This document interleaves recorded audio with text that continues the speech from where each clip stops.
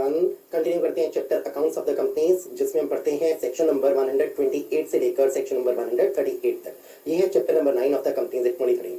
आज की क्लास में हम करेंगे सेक्शन नंबर 137। इस सेक्शन का बहुत यूज होता है इन कंपनीज एक्ट 2013। बहुत बार इसका मेंशन आता है कई सारे सेक्शंस को पढ़ते वक्त। 137 में हम क्या चीज पढ़ते हैं इसको पहले ब्रीफली जान लेते हैं। आप एक कंपनी हो और आपने अपनी एजीएम की, एजीएम में आपने ऑर्डिनरी बिजनेस ट्रांजेक्ट किए। उन ऑर्डिनरी बिजनेस में 4 बिजनेस में से एक बिजनेस होता है कि जो आपकी फाइनेंशियल स्टेटमेंट्स हैं, कंसोलिडेटेड फाइनेंशियल स्टेटमेंट्स हैं, उन्हें कंसीडर करते हैं मेंबर्स, उन्हें अडॉप्ट करते हैं इन द एजीएम। और जब ये एजीएम हो जाती है तो उसके 30 डेज के अंदर फाइलिंग की जाती है विद द रजिस्ट्रार। हम फाइल करते हैं, कंपनी फाइल करती है अपनी फाइनेंशियल स्टेटमेंट्स, अपनी कंसोलिडेटेड फाइनेंशियल स्टेटमेंट्स और कोई भी डॉक्यूमेंट जो भी अनेक्स या अटैच किया जाता है विद द फाइनेंशियल स्टेटमेंट्स। ये बात कहता है सेक्शन 137। अब खाली इतनी बात कहता होता तो शायद 2 लाइन का सेक्शन बन पाता, 2 ना सही 5 7 10 लाइन का सेक्शन होता, पर इसमें कई सारी और बातें भी लिखी गई हैं इसी मुद्दे से रिलेटेड। अब क्या क्या लिखा गया है उसे पढ़ना शुरू करते हैं। पॉइंट बाय पॉइंट हम इसे डिस्कस करेंगे, एनालाइज करेंगे।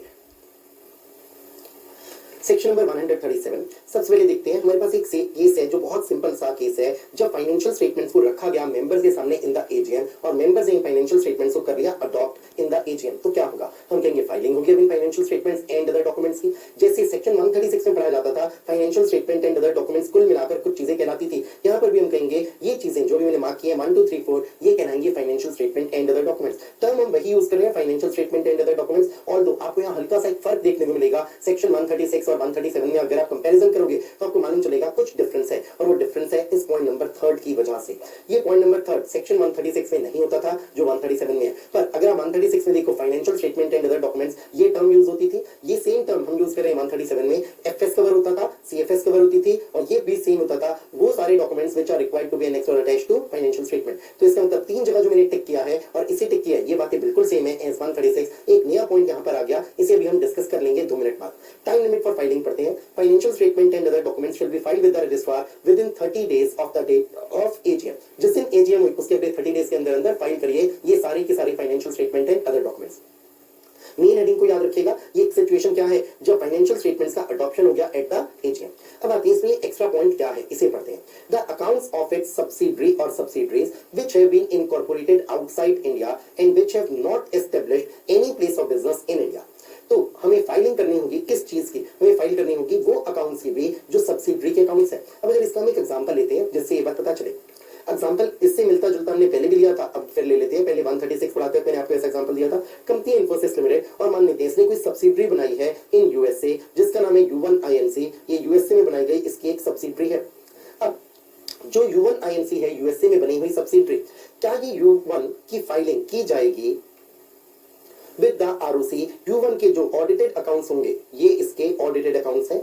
ऑडिटेड अकाउंट्स क्यों है? क्योंकि यूएसए का लॉ तो कहता है कि ऑडिट करवाना जरूरी है हर कंपनी के लिए जो भी बनती है यूएसए में। तो इसके ऑडिटेड अकाउंट्स हैं, क्या इन ऑडिटेड अकाउंट्स की फाइलिंग करना जरूरी है? अब पढ़ के देखिएगा, पर वर्ड्स में फिट करके देखते हैं। The accounts of its subsidiary, तो इन्फोसिस लिमिटेड फाइलिंग तुम कर रही हो अंडर सेक्शन नंबर 137, तो तुम्हें फाइल करने होंगे अकाउंट्स अपनी उस सब्सिडियरी के जो इनकॉर्पोरेट हुई आउटसाइड इंडिया। हम कहेंगे बिल्कुल ये बात फिट हो रही है U1 INC पर। ये एक तुम्हारी सब्सिडियरी है और कहां बनी है? इंडिया के बाहर बनी है। इसने क्या कोई इंडिया में प्लेस ऑफ बिजनेस एस्टेब्लिश किया है? मैंने आपको कुछ नहीं बताया। इसका मतलब इस U1 INC यूएसए का कोई प्लेस ऑफ बिजनेस नहीं है, no place of business in India.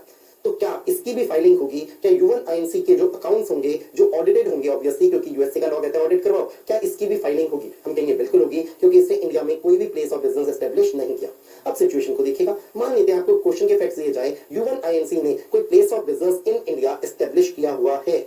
अगर place of business in India establish किया है तब क्या ये पॉइंट नंबर 3 में कवर होगी? अब मैं कहूंगा कवर नहीं होगी और फाइलिंग की जरूरत नहीं है। तो एक बात है, ये क्या लॉजिक बना? अगर place of business in India है तब फाइलिंग नहीं करनी। मैं कहूंगा उसका एक सिंपल लॉजिक है। कंपनीज एक्ट में एक सेक्शन है, सेक्शन का नंबर है 381। इस सेक्शन में लिखा गया है अगर कोई कंपनी इंडिया के बाहर बनी है और उसका place of business in India है तो वो सेक्शन 2 क्लॉज नंबर 42 के तहत तो कहलाएगी फॉरेन कंपनी, और सेक्शन 381 के तहत उसके अकाउंट्स को फाइल किया जाएगा विद द इंडियन आरओसी। तो सोचेगा अगर ये इन्फोसिस लिमिटेड की जो सब्सिडियरी है U1 INC जो यूएसए में बनी है, अगर इसका इंडिया में कोई प्लेस ऑफ बिजनेस होता तो ये क्या होती? एक foreign company as per section 2 clause 42। और तब एज पर सेक्शन 381 इस U1 INC के अकाउंट्स फाइल किए जाते विद द आरओसी, और वो किस सेक्शन में होते? 381 में होते। तुम कहेंगे उस केस में तो अकाउंट्स फाइल हो ही गए होते U1 INC के। किस केस में? अगर इसका इंडिया में कोई प्लेस ऑफ बिजनेस होता। तुम कहेंगे अब ऐसी सिचुएशन को कवर करेंगे हम सेक्शन 137 में, जब U1 INC तुम 381 से बच जाती हो। क्यों बच जाती हो? क्योंकि तुमने इंडिया में कोई प्लेस ऑफ बिजनेस नहीं बनाया। तभी लॉ मेकर्स ने लॉजिक लिया, अगर कोई place of business in India नहीं होगा तो 381 में कवर नहीं होगी, क्योंकि 242 में कवर नहीं होगी, 242 का मतलब 2+42 में कवर नहीं होगी। तब तुम्हारे अकाउंट्स को भी फाइल किया जाएगा विद द ROC। कौन फाइल करेगा? तुम तो फाइल करोगी नहीं। क्यों नहीं करोगे U1 INC तुम फाइल? क्योंकि तुम तो इंडिया के कंपनी एक्ट में कवर ही नहीं हो रही। तुम तो बनी हो इंडिया के बाहर के एक लॉ में, और तुम्हारा कोई प्लेस ऑफ बिजनेस भी नहीं है इन इंडिया, तो हम तुम पर तो कोई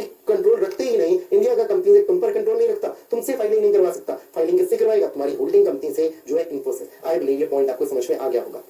अगर आप सेक्शन 136 में देखते हैं, वहां पर एक बात लिखी हुई थी, हम फाइल करेंगे, वहां सर्कुलेट करते थे। 136 में फाइल नहीं करते थे, फाइल तो करते 137 में। 136 में सर्कुलेट करते थे मेंबर्स को, डिवेंचर ट्रस्टी को, अदर पर्संस को, फाइनेंशियल स्टेटमेंट, CFS, और एक थर्ड पॉइंट था जिसमें लिखा था ऑडिटर्स रिपोर्ट। अब आप लोगों को लगेगा भाई 137 में तो फर्क आ गया, ऑडिटर्स रिपोर्ट तो यहाँ कवर्ड नहीं है 137 में, पर 136 में कवर्ड थी। मैं कहूंगा यहाँ भी ऑडिटर्स रिपोर्ट कवर्ड है। कैसे? जब आप देखते हो जो भी डॉक्यूमेंट्स एनेक्स अटैच किए जाने हैं उन्हें भी तो फाइल किया जाएगा विद ROC, और अटैच में मैंने आपको पहले बताया था बोर्ड्स रिपोर्ट कवर होती है। अब आपको ये भी बता देता हूं ऑडिटर्स रिपोर्ट भी कवर होती है। इसका मतलब क्या पॉसिबल था कि लॉ मेकर्स आप 136 में ये ऑडिटर्स रिपोर्ट वर्ड को ना लिखते? मैं कहूंगा बिल्कुल मुमकिन था। अगर लॉ मेकर्स आपने 136 में ऑडिटर्स रिपोर्ट को अलग से ना भी लिखा होता तो भी ऑडिटर्स रिपोर्ट कवर हो गई, क्योंकि अटैच होने वाले डॉक्यूमेंट्स में बोर्ड्स रिपोर्ट भी कवर होती है और ऑडिटर्स रिपोर्ट भी कवर होती है। तो अगर आप फाइनली कंक्लूजन निकालें 136 और 137 के डॉक्यूमेंट्स में फर्क कहां पर आया? ओनली एक फर्क आया, 136 में कवर नहीं होता था, ये पॉइंट नंबर थर्ड, जबकि 137 में कवर होता है, point number third. Point number third कौन सा है? कोई ऐसी सब्सिडरी है आपकी जो सब्सिडरी इंडिया के बाहर है, अगली बार उसका इंडिया में कोई प्लेस ऑफ बिजनेस नहीं है, तो 137 में इस सब्सिडरी के अकाउंट्स को भी फाइल किया जाएगा, पर 136 से सर्कुलेट करने की रिक्वायरमेंट नहीं थी। चीजें थोड़ी थोड़ी टिपिकल सी हैं। अब इसके आगे पॉइंट नंबर 2 है, उसे रखते हैं 5-7 मिनट को पेंडिंग। पहले मैं आपको करवाता हूं पॉइंट नंबर 3, जिसमें बात है एजीएम होल्ड ही नहीं हुई। अब कंपैरिजन करिएगा, पॉइंट 1 क्या था? एजीएम हुई और एजीएम में फाइनेंशियल स्टेटमेंट्स का अडॉप्शन हो गया, तो जिस दिन अडॉप्शन हुआ है, डेट ऑफ एजीएम है, उसके विदिन 30 डेज आपको फाइलिंग करनी थी। अब मैं आपको सिचुएशन देता हूं, मान लेते हैं आपको फैक्ट्स ऐसे दिए जाते हैं, ये कंपनी का कोई फाइनेंशियल ईयर है, मान लेते हैं जो कि है 2019 को शुरू हुआ और सपोजिंगली खत्म हुआ 31/3/2020 को। 6 मंथ्स के अंदर अंदर एजीएम होनी चाहिए फाइनेंशियल ईयर एंड होने के। अब ये 6 मंथ्स खत्म हो रहे हैं इस डेट को 30/9/2020 को। मालूम चलता है कि कंपनी ने ये डेट निकल गई और अभी तक एजीएम नहीं की। मान लेते हैं डेट आ गई है 5 अक्टूबर 2020, ये डेट आ चुकी है और अब बात आती है कंपनी ने तो एजीएम नहीं की है, AGM not held. Law makers चाहते हैं कि चाहे आपने एजीएम ना भी की हो, आप कंपनी अपने financial statement and other documents को फाइल तो अभी भी करिए। तो कंपनी हम आपसे फाइल करवाना चाहते हैं विद द ROC आपके financial statements and other documents. और कितने दिन में फाइल करवाना चाहते हैं? 30 डेज के अंदर अंदर 30 डेज कहां से लिखे जाते हैं? From the date of AGM. अब भाई एजीएम तो आपने की नहीं और लास्ट डेट निकल चुकी है, क्या हम वेट करें? पता नहीं आप एजीएम कब करोगे, कितना लेट करोगे? हमने कहा बिल्कुल नहीं, इस दिन से 30 डेज ऐड कर लीजिए। तो आप इस डेट में ऐड कर लीजिए 30 डेज, और ये 30 डेज कब खत्म हो जाएंगे? ये 30 डेज खत्म हो जाएंगे 30 अक्टूबर को, ना कि 31 अक्टूबर को। तो 30 अक्टूबर 2020 को 30 डेज खत्म होंगे, इस दिन तक फाइलिंग करनी होगी विद द ROC। क्या जो फाइलिंग कर रहे हो वो अडॉप्टेड अकाउंट्स होंगे? मैं कहूंगा बिल्कुल नहीं। वो अडॉप्टेड अकाउंट्स नहीं है, क्योंकि एजीएम ही नहीं हुई तो मेंबर्स ने कोई अडॉप्शन ही नहीं किया। जो भी अकाउंट्स है अनअडॉप्टेड है उन्हीं को ही फाइल कर दो। और अब आप एक स्टेटमेंट भी बनाकर फाइल करो विद ROC, जिसमें ROC को बताओ कि क्यों हमारी एजीएम नहीं हुई, लास्ट डेट निकल गई, हम एजीएम क्यों नहीं कर पाए। इसे पढ़ते हैं। पॉइंट नंबर 3 है फाइलिंग ऑफ डॉक्यूमेंट्स क्या होगा जब एजीएम नहीं हुई है, और टाइम लिमिट फॉर फाइलिंग क्या होगी ये पढ़ेंगे। फाइल तो आप वही करोगे financial statement and other documents जो हमने 137 में पढ़ा है। नाउ सेकंड, एक स्टेटमेंट के बाद बनाओगे of facts and reasons for not holding the AGM. Facts का मतलब आपके फैक्ट बताओगे कि एजीएम नहीं हुई, रीजन बताओगे कि क्यों एजीएम नहीं हुई। अगली बात time limit for filing, financial statement and other documents shall be filed with the registrar within 30 days of the last date up to which AGM should have been held. अब actually में तो hold हुई नहीं है, तो हम 30 days नहीं देख सकते from the date of AGM. हम 30 डेज कहां से देख लेंगे? लास्ट डेट जब एजीएम जानी चाहिए थी, और मेरे इस एग्जांपल में लास्ट डेट क्या थी? वो थी 30 सितंबर 2020। चलिए सिंपल पॉइंट था थर्ड। पॉइंट नंबर 4 भी कर लेते हैं, बहुत सिंपल छोटा सा पॉइंट है। Filing in case of one person company, one person company shall file a copy of the financial statement duly adopted by its member along with all the documents which are required to be annexed or attached to such financial statement within 180 days from the closure of the financial year। अब अगर देखा जाए OPC के लिए केवल यही एक काम का चेंज है, बाकी तो बातें ऑब्वियस है। आप फाइल करोगे फाइनेंशियल स्टेटमेंट्स, आप में वो सारे डॉक्यूमेंट्स से फाइल करोगे जो एनेक्स अटैच करने होते हैं, ये बात तो सब ऑब्वियस है, हमने ऊपर पढ़ाई है। आप फाइल करते हो financial statement and other documents. अगली बात, अगर हम बोलते हैं duly adopted by its member, ये भी लॉजिकल बात है, ओपीसी में एक ही मेंबर होता है तो वही अडॉप्ट करेगा।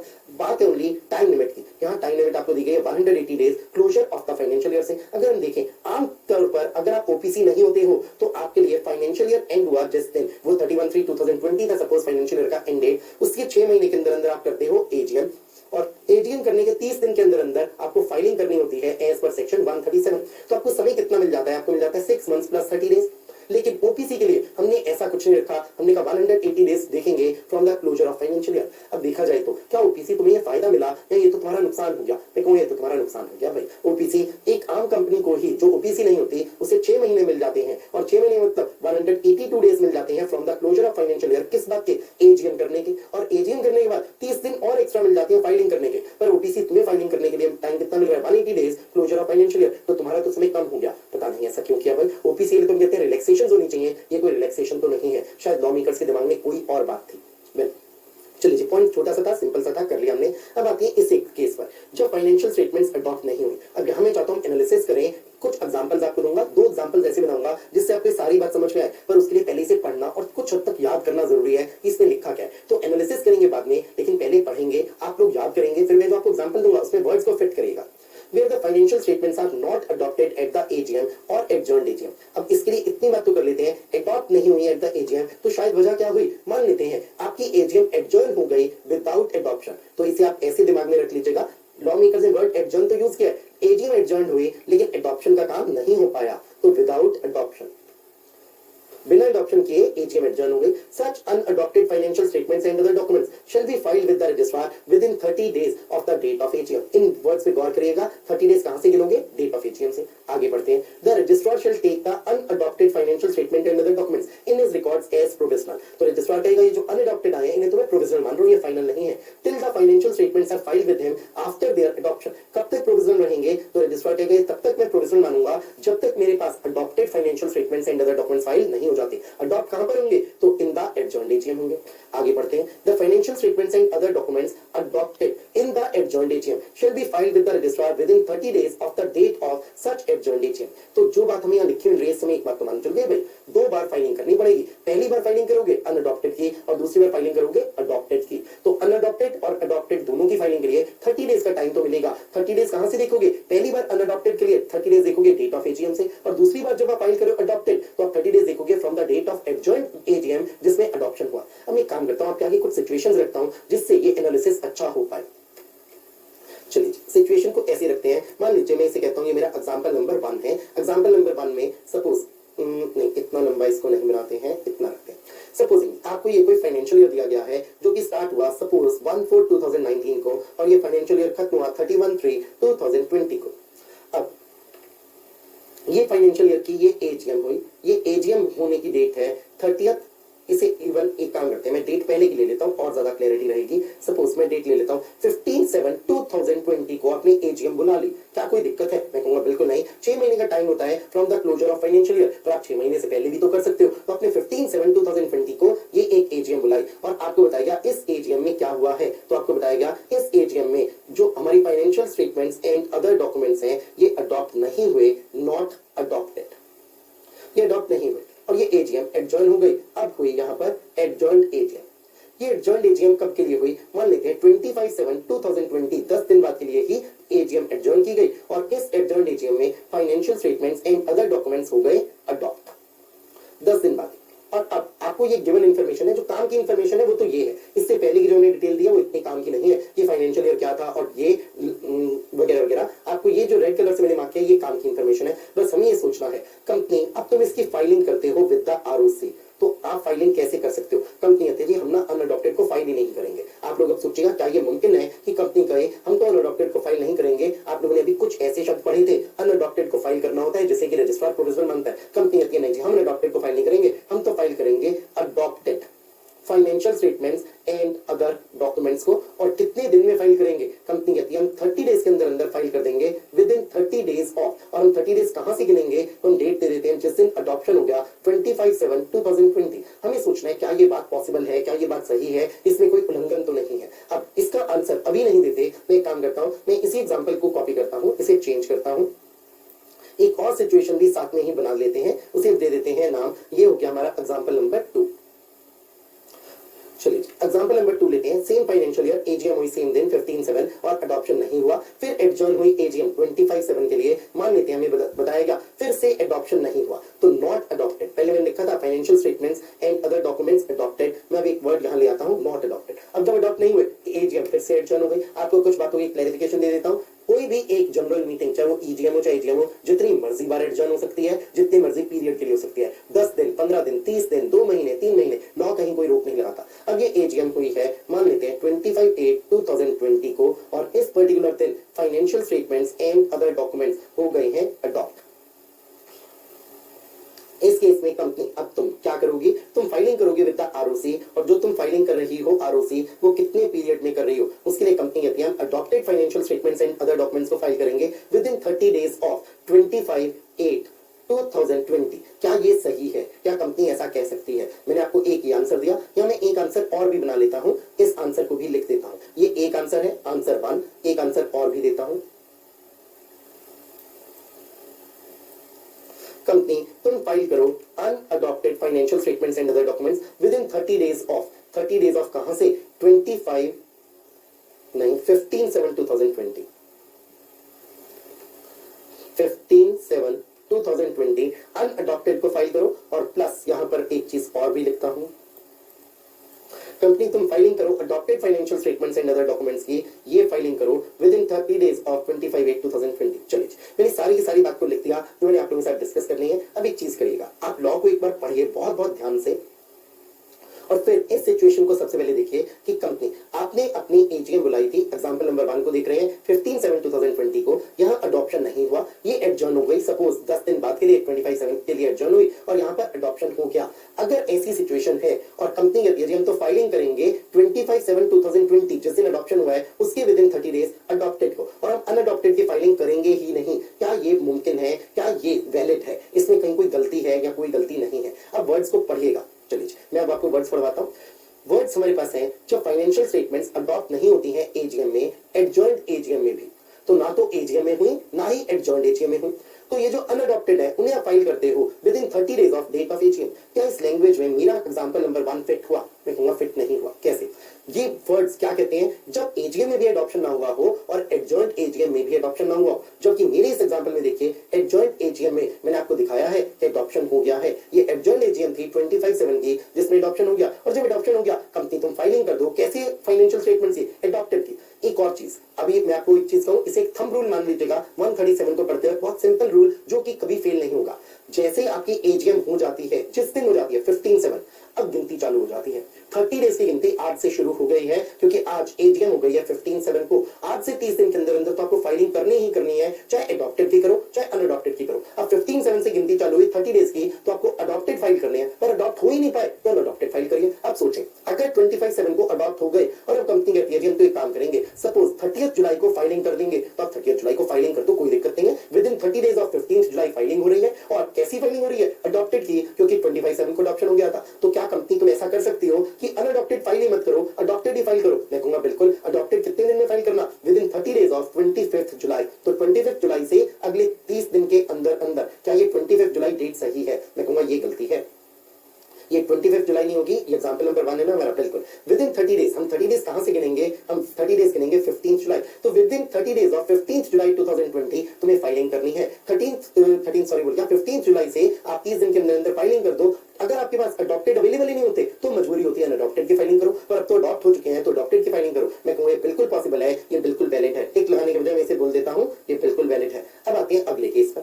अगले केस में 15 जुलाई को आपकी हुई है एजीएम, इसमें अडॉप्शन नहीं हुआ। हमने कहा कोई बात नहीं, 25 जुलाई के लिए एडजॉइंट एजीएम है, शायद इसमें अडॉप्शन हो जाएगा तो अडॉप्टेड को फाइल कर देंगे। इसमें भी अडॉप्शन नहीं हुआ, अब फिर एडजॉइन हो गई, पर अब एडजॉइन लंबे पीरियड की हो गई 25/8। अब हम क्या अडॉप्शन का वेट करेंगे कि 25/8 की जो मीटिंग हो रही है एजीएम उसमें अडॉप्शन और हम फिर फाइलिंग करें? मैं कहूंगा बिल्कुल नहीं जी। एक बात है, इस डेट से आपकी गिनती शुरू हो चुकी है, 15 जुलाई से 30 दिन की गिनती शुरू हो गई है, तो आपको फाइलिंग तो करनी करनी है। अब अगर आपको ये वाले आंसर दिया जाए कि कंपनी कहती है तो एक बार ही फाइलिंग करेंगे अडॉप्टेड की, और कब से फाइल करेंगे? हम 30 डेज में फाइल कर देंगे फ्रॉम 25/8, तो मैं कहूंगा ये वैलिड नहीं होगा। This is not valid. आपको 30 दिन के अंदर अंदर फाइलिंग करनी होती है, और 30 दिन कहां से शुरू हो जाते हैं? जैसे एजीएम होती है। एजीएम कब हुई थी? 15 जुलाई को। तो सही तरीका क्या होगा? आप अनअडॉप्टेड को फाइल करो, 2 फाइलिंग करनी पड़ेगी। अनअडॉप्टेड की फाइलिंग करो कितने दिन में? विद इन 30 डेज में। तो 30 डेज कहां से लोगे? 15 जुलाई से। आरओसी पीओसी इन अनअडॉप्टेड फाइनेंशियल स्टेटमेंट्स को क्या मानेगा? प्रोविजनल। अब आपको अडॉप्शन के बाद फिर से फाइलिंग करनी होगी। अडॉप्शन कब होगा? हम कहेंगे अडॉप्शन हुआ 25 जुलाई को, अडॉप्शन नहीं हुआ, यहां लिखा है नॉट अडॉप्टेड। कब अडॉप्शन हुआ? 25/8 को। तो 25/8 से गिनती शुरू कर दो, 25/8 से 30 दिन के अंदर अंदर अडॉप्टेड की फाइलिंग कर दो। तो दूसरी फाइलिंग ये होगी,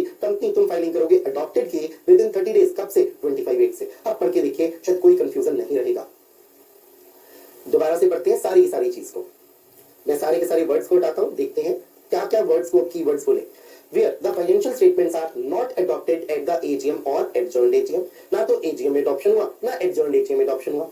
तो जो अनअडॉप्टेड फाइनेंशियल स्टेटमेंट्स हैं, ये मेरे लिए कीवर्ड बना, इन्हीं को आप कर दोगे file with the registrar. 30 days के बाद तो हमेशा आती है, मेरे लिए कोई इंपॉर्टेंट बात नहीं है। मैंने 30 डेज एक बार पढ़ लिए, एक बार नहीं कितनी बार पढ़ लिए तो याद रहेंगे। तो अब अनअडॉप्टेड को फाइल करोगे, 30 डेज कहां से देखोगे? डेट ऑफ एजीएम से देखोगे। तो मैं डेट ऑफ एजीएम से देख रहा हूं जब अनअडॉप्टेड की बात कर रहा हूं। यहां अगर आप एग्जांपल देखोगे, ये अनअडॉप्टेड थे और अनअडॉप्टेड कहां रह गए? एजीएम में भी अनअडॉप्टेड रह गए, एडजॉइंट एजीएम में भी अनअडॉप्टेड रह गए। वर्ड्स यहां फिट हो गए। अगर आप देखोगे अडॉप्ट नहीं हुए कहां पर, तो अडॉप्ट नहीं हुए हैं एजीएम में, अडॉप्ट नहीं हुए हैं एडजॉइंट एजीएम में। बिल्कुल फिट हुआ है मेरा एग्जांपल यहां पर। तो अनअडॉप्टेड की फाइलिंग करो कितने दिन में? 30 days of date of AGM. ये बात भी यहां फिट होगी। अनअडॉप्टेड को ही फाइल करो 30 डेज एजीएम की डेट से। देखना ये एजीएम की डेट है। सिंपल लॉजिक क्या है?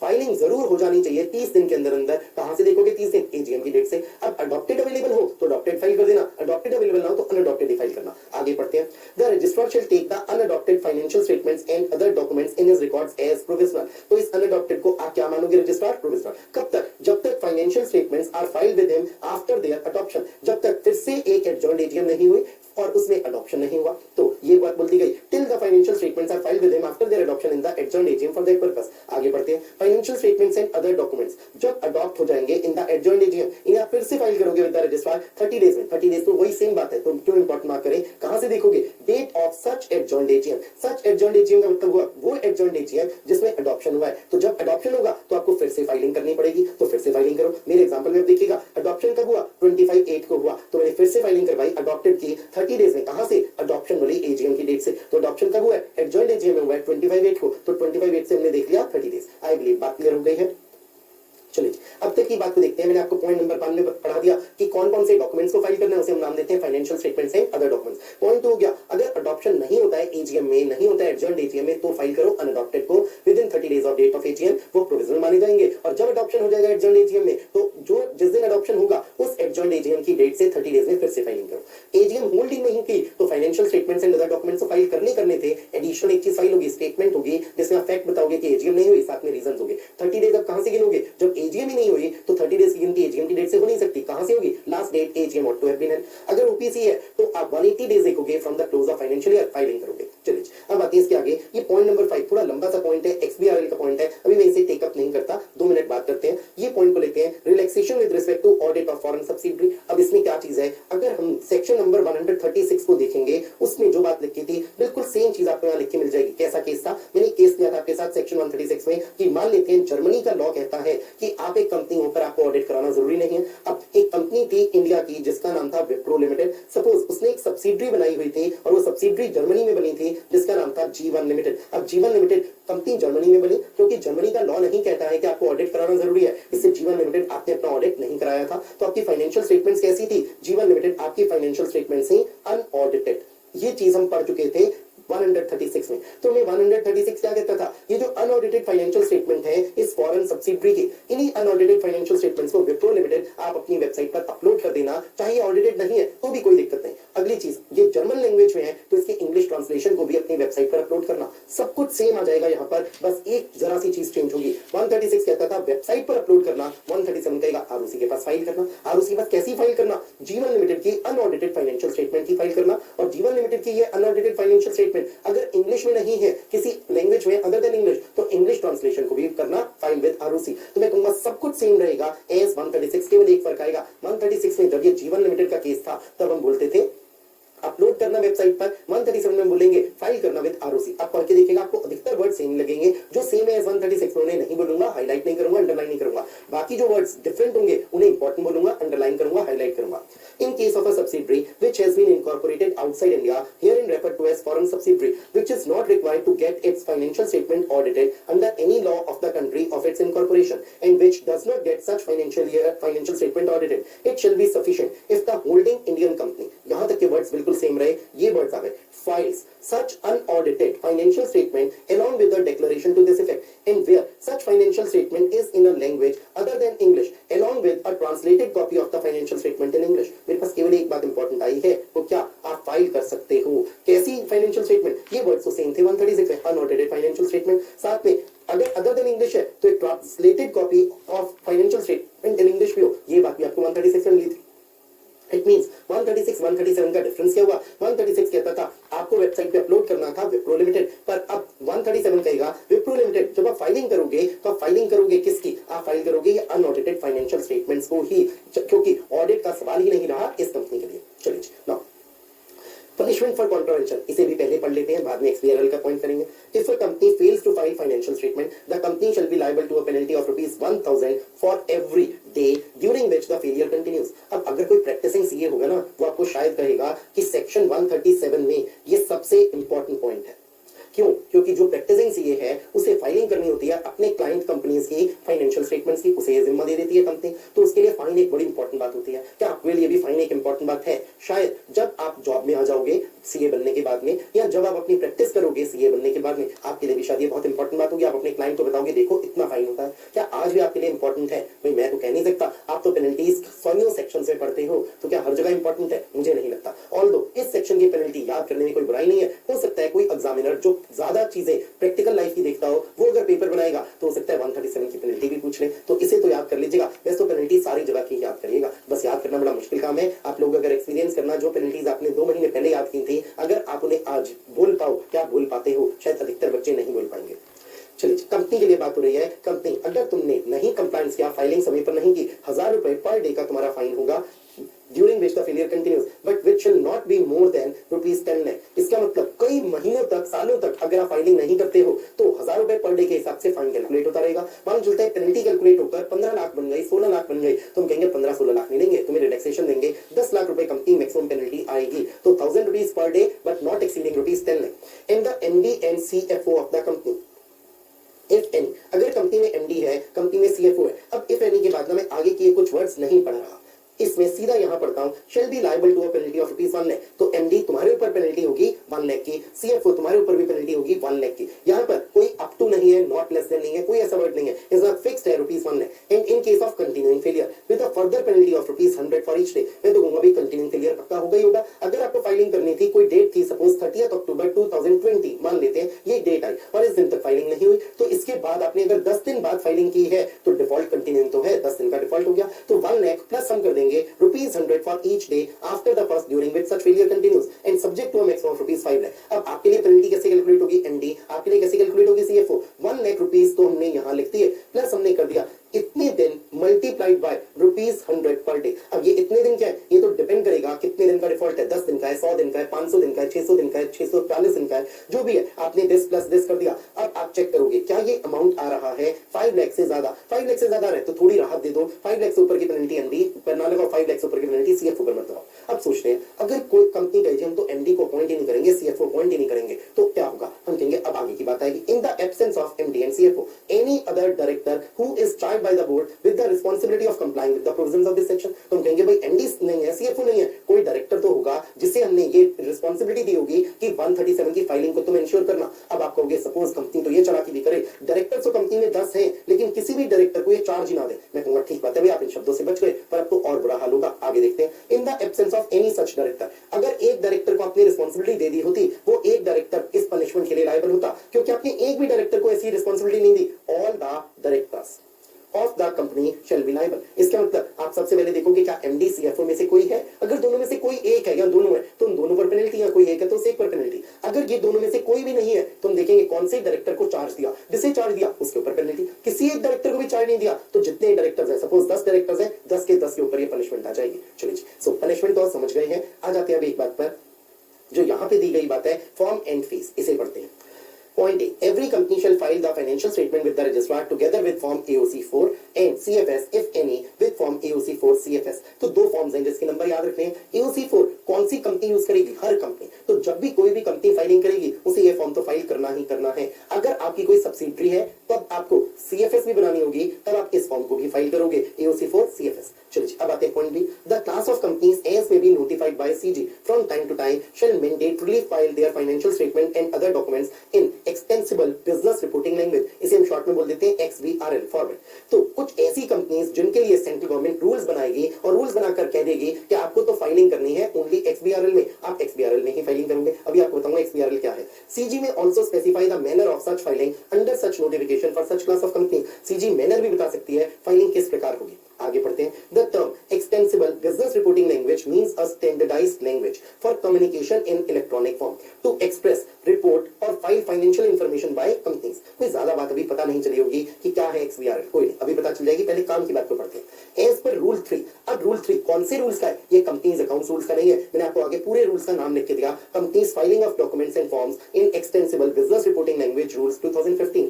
The following class of companies shall file their financial statement and other documents under section 137 of the act with the registrar in e form AOC for XBRL. तो अगर एक्सबीआरएल में आप cover होते हो तो आप इस फॉर्म को यूज करोगे। मैं अगर बताऊं आपको, यहां से लेकर यहां तक जो हमने पढ़ा इसकी कोई खास वैल्यू है ही नहीं। जो काम की चीज है, वो समझने याद करने वाली चीज है, वो ये पॉइंट्स हैं, इसके बाद में सी पॉइंट है, इसके बाद में ये डी पॉइंट है, ये काम की बातें हैं। इसका मतलब एक्सबीआरएल का कंसेप्ट किन पर एप्लीकेबल है ये देखते हैं। आप कोई कंपनी हो जो लिस्टेड हो with any stock exchange in India, और अगली बात आपकी जितनी भी इंडियन सब्सिडरीज हैं वो भी कवर हो जाएंगी एक्सबीआरएल में। इसका मतलब चाहे ये इंडियन सब्सिडरी लिस्टेड हो चाहे ना हो तो भी ये कवर होगी एक्सबीआरएल में।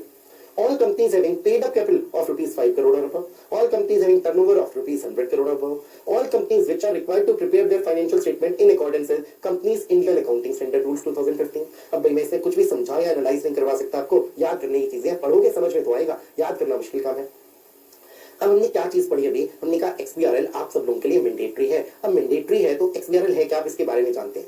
इसे ऐसे समझ लीजिए, जो मैं आपको बता रहा हूँ परफेक्ट मीनिंग नहीं है, 100% करेक्ट भी नहीं है, पर समझाने के लिए सिंपल तरीका है।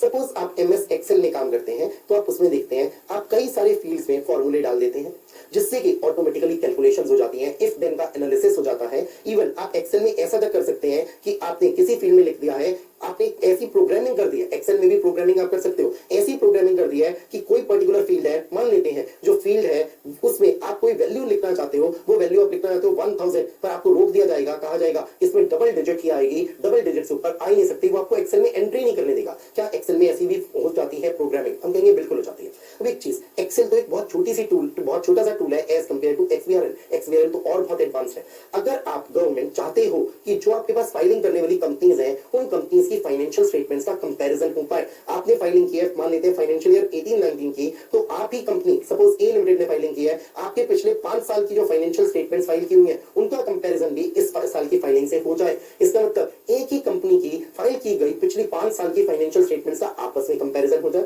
ए लिमिटेड की फाइलिंग का बी लिमिटेड की फाइलिंग से कंपैरिजन हो जाए। ऐसे बहुत सारे कंपैरिजन कर पाएगी गवर्नमेंट अगर फाइलिंग होगी एक्सबीआरएल में। सो गवर्नमेंट ऐसा एनालिसिस कर पाए इसलिए आपसे फाइलिंग करवा रही है एक्सबीआरएल में। गवर्नमेंट इस झंझट में नहीं पड़ रही कि आप तो फाइल कर दो नॉर्मल तरीके से और गवर्नमेंट उसे कन्वर्ट करती रहेगी टू एक्सबीआरएल। गवर्नमेंट आपके ऊपर बर्डन डाल रही है, आप ये वाली कंपनीज फाइल ही करोगे एक्सबीआरएल में। अब एक्सबीआरएल से फायदा क्या होगा? बहुत अच्छे से एनालिसिस हो पाएगा, कंपैरिजन हो पाएगा फाइनेंशियल स्टेटमेंट्स का, एक ही कंपनी की अपनी ही फाइल की गई फाइनेंशियल स्टेटमेंट्स का भी और एक कंपनी की फाइल की गई फाइनेंशियल स्टेटमेंट्स का with financial statements of second company, third company, fourth company and so on. अब आते हैं एग्जेम्पशन से। आप एनबीएफसी हो, आपके लिए एक्सबीआरएल अप्लाई नहीं होगा। आप कोई हाउसिंग फाइनेंस कंपनी हो, आपके लिए एक्सबीआरएल अप्लाई नहीं होगा। आप कोई कंपनी हो engaged in the business of banking insurance sector, that means banking companies, insurance company, simple शब्द में बोले आपके ऊपर भी अप्लाई नहीं होगा। NBFCs, housing finance companies, banking companies, insurance companies आप कवर नहीं होंगे एक्सबीआरएल में। The companies which have filed their financial statement and other documents under point B above, ये जो point B आपने ऊपर पढ़ा, यहाँ थोड़ा सा शायद पॉइंट्स, यस यही पॉइंट बी है। इस पॉइंट बी में, इस पॉइंट बी के बल्कि इसे ऐसे करिए जिससे कंफ्यूजन ना हो। अंडर पॉइंट बी, अंडर इसे ऐसे लिख लीजिए सब पॉइंट्स जिससे क्लैरिटी रहे। Under sub points 1 2 4 of point B. अब इसे पढ़ के देखिए, आपने फाइल किए documents under sub point 1 to 4 of point B. तो पॉइंट बी ये था जिसमें हमने पहले इतनी कहानी पढ़ी, फिर ये आए सब पॉइंट्स 1 to 4। अगर आप इनमें कवर होते थे, फॉर एग्जांपल किसी एक पर्टिकुलर फाइनेंशियल ईयर में किसी कंपनी की टर्नओवर 100 करोड़ हो गई, जैसे ही 100 करोड़ हुई आप एक्सबीआरएल में कवर हो गए। अगले ही साल आपकी टर्नओवर 90 करोड़ रह गई, फिर 80 करोड़ रह गई, 70 करोड़ रह गई, 3 करोड़ रह गई। क्या अभी भी XBRL में कवर होते रहोगे? हमने कहा बिल्कुल, अब हमेशा कवर होते रहोगे। तो एक बार XBRL तो पूरी जिंदगी के लिए XBRL। इसी बात को यहाँ लिख दिया पॉइंट सी। मैंने तो सिंपल आपको एक समरी दे दी, एक बार XBRL में कवर तो पूरी जिंदगी के लिए कवर। अगर आप एक ऐसी कंपनी हो जिसने अपनी फाइनेंशियल स्टेटमेंट्स और अदर डॉक्यूमेंट्स को फाइल किया, अंडर पॉइंट बी के ये जो सब पॉइंट्स 1 to 4 थे, shall continue to file their financial statement and other documents though they may not fall under the specified class of companies in succeeding years। succeeding years से अगले आने वाले सालों में आप इन 4 सब पॉइंट्स से कवर नहीं हो रहे, तो 4 सब पॉइंट्स से कवर ना होने का मतलब अब आप स्पेसिफाइड क्लास ऑफ कंपनीज में कवर नहीं हो रहे। जो ये है specified class of companies, specified means जो सेंट्रल गवर्नमेंट ने स्पेसिफाई कर दिए हैं तो आपके ऊपर XBRL लगेगा। तो अगर आप इन 4 में से अगले साल बाहर निकल भी जाओ तो भी कोई दिक्कत नहीं, आप अभी भी XBRL में कवर होते रहोगे। आगे पढ़ते हैं point D. The companies which have filed there financial statement and other documents under the erstwhile का मतलब जो पास्ट में एप्लीकेबल होते थे रूल्स, कौन से? Companies filing of documents and forms in extensible business reporting language rules 2011। गौर करिएगा, ये तो कंपनीज एक्ट 2013 के आने से पहले बने हैं। ये कैसे मुमकिन है? क्योंकि ये मुमकिन था कंपनीज एक्ट 1956 के तहत भी तो XBRL का कंसेप्ट था। तो जो पुरानी कंपनीज एक्ट के तहत बने हुए पुराने रूल्स थे, अगर आप उसमें भी कवर होते थे कभी भी, तो भी नई कंपनीज एक्ट के तहत आपको XBRL की फाइलिंग करनी होगी। इसका मतलब क्या कर रही है गवर्नमेंट की XBRL रूल्स बनाकर? अगर आप कभी भी XBRL में कवर हो गए थे, 2011 वाले रूल्स में कवर हो गए थे, तो भी आप नई कंपनीज एक्ट में भी XBRL में कवर होते रहोगे। जो भी कंपनीज ने कभी पुराने वाले रूल्स 2011 के तहत फाइलिंग की थी XBRL में, वो भी continue to file their financial statement and other documents though they may not fall under the specified class of companies. तो अब कंपनीज एक 1956 के तहत फाइलिंग की थी, पर आप इन 4 में कवर ही नहीं होते, क्या अभी भी XBRL आपके ऊपर एप्लीकेबल रहेगा कंपनी? हम कहेंगे बिल्कुल रहेगा। क्यों? पुराने में कवर होते थे तो आज भी कवर हो गए। इसका मतलब XBRL में एक बार कवर हो गए, चाहे पुराने रूल्स में कवर हुए थे तो भी आगे कवर होते रहोगे। अब आपके लिए XBRL की इंपॉर्टेंट बात क्या है? इस चक्कर में मत रहिएगा कि XBRL का मतलब क्या है, ये क्या है। मैंने आपको सिंपल एक चीज बताई, एनालिसिस बहुत अच्छा हो जाता है। ये एक ऐसी लैंग्वेज है XBRL जिससे अच्छा एनालिसिस, अच्छे कंपैरिजन होते हैं। मेन बात जो आएगी हमारे लिए वो आएगी कौन कौन सी कंपनीज के लिए XBRL कंपलसरी है, कौन सी कंपनीज एग्जेंटेड है। 4 तरीके की कंपनीज एग्जेंटेड है और 4 तरीके की कंपनीज को हमने बोला है वो कवर होती है स्पेसिफाइड क्लासेस ऑफ कंपनीज। चलिए जी, हमने XBRL को भी कर लिया है, आगे की बात हम शायद सारी कर चुके हैं। तो हमने फिनिश कर लिया सेक्शन नंबर 137। यहाँ भी आपको पढ़ने को बहुत डिटेल्स बनी है, याद करने की बहुत सारी बातें हैं, बहुत सारी लिमिट्स हैं। तो समय पर इसे रिवाइज करिएगा। समय पर का मतलब भूलने से पहले अगर भूल गए तो रिवीजन किस बात का। चलिए, thank you very much everybody, bye bye, take care.